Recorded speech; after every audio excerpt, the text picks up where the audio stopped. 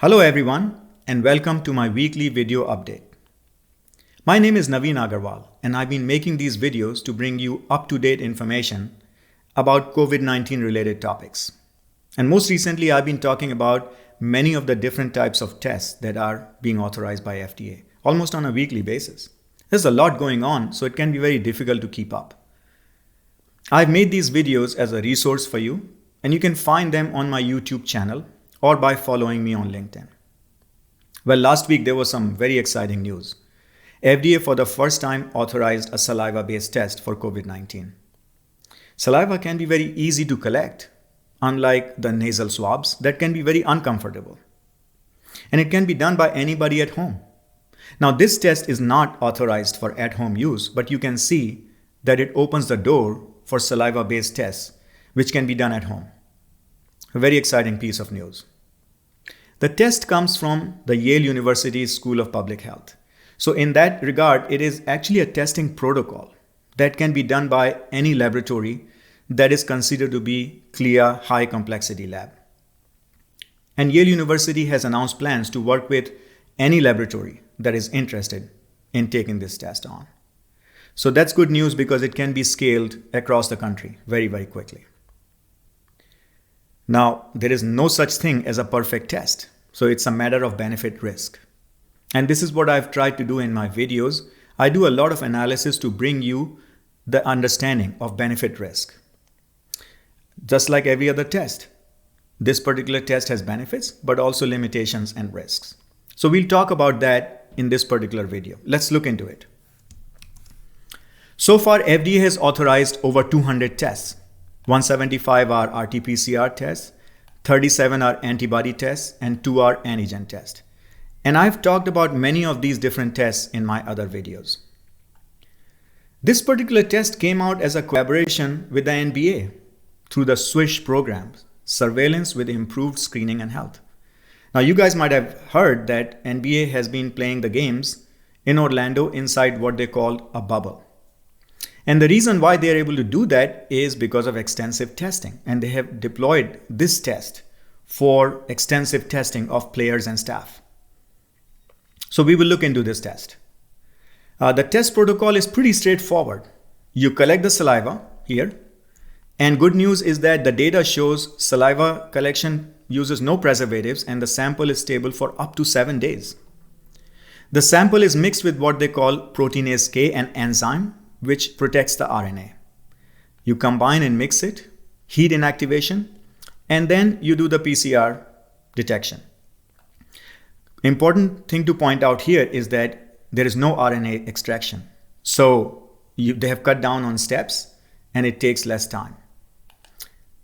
LOD, which is limit of detection, is about 6 to 12 copies per microliter. And the cost is just about $1 to $4 per sample. So it's very inexpensive. There is a slight decrease in sensitivity, and that's a trade-off, right? So they have compared this data. You can find this paper at this link, this particular link.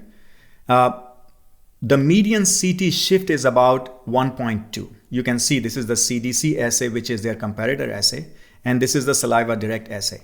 And all these numbers are kind of a little bit down compared to the CDC assay. So you can see on this axis, the CT values are going up as we move down.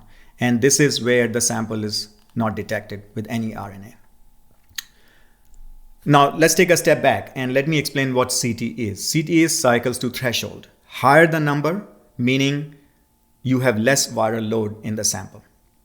So anything above 40 is negative. So there is a CT shift to a higher number, which tells us that the sensitivity is slightly lower than other RT-PCR tests.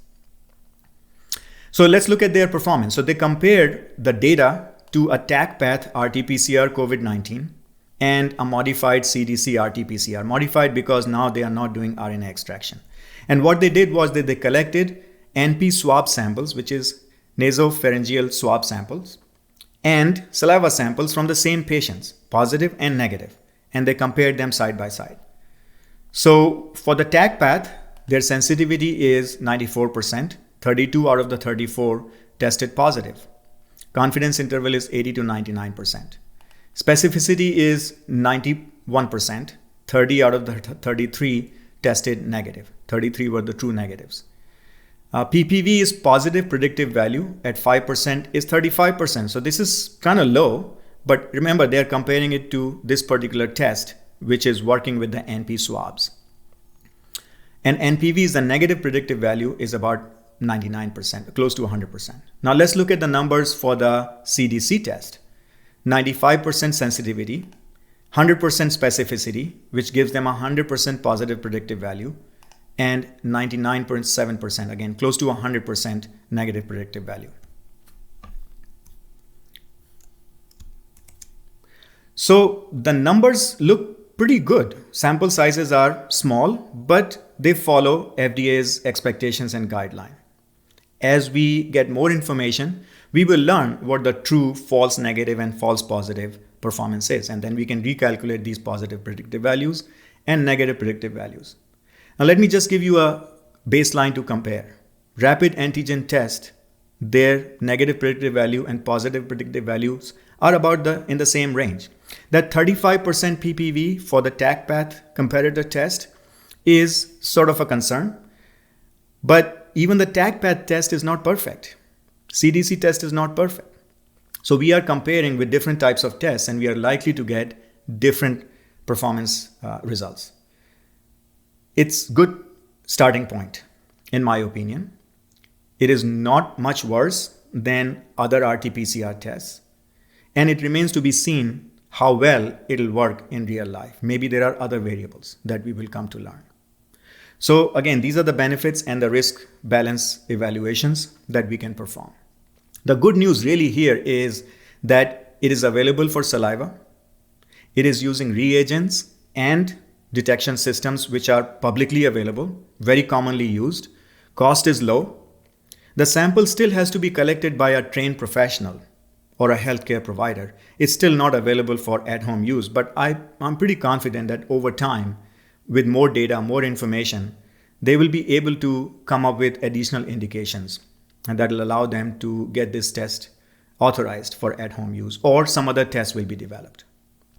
So as you can see, there's a lot going on, and this I believe is truly a good news, a good starting point to help us improve our testing capacity. Now, as I mentioned, a lot going on, difficult to keep up. You can subscribe to my YouTube channel and I'll show you how. You can find my YouTube channel, or you can look up for Exceed QM Naveen Agarwal PhD on Google, and my YouTube channel will come up. Or you can follow me on LinkedIn, because whenever I post a video, I also give you a link back to my channel for other videos.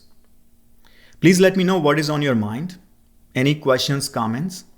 Share your thoughts and expertise. Finally, I want to really thank you for your interest and attention and continued encouragement. I hope all of you are keeping safe, and I look forward to hearing from you.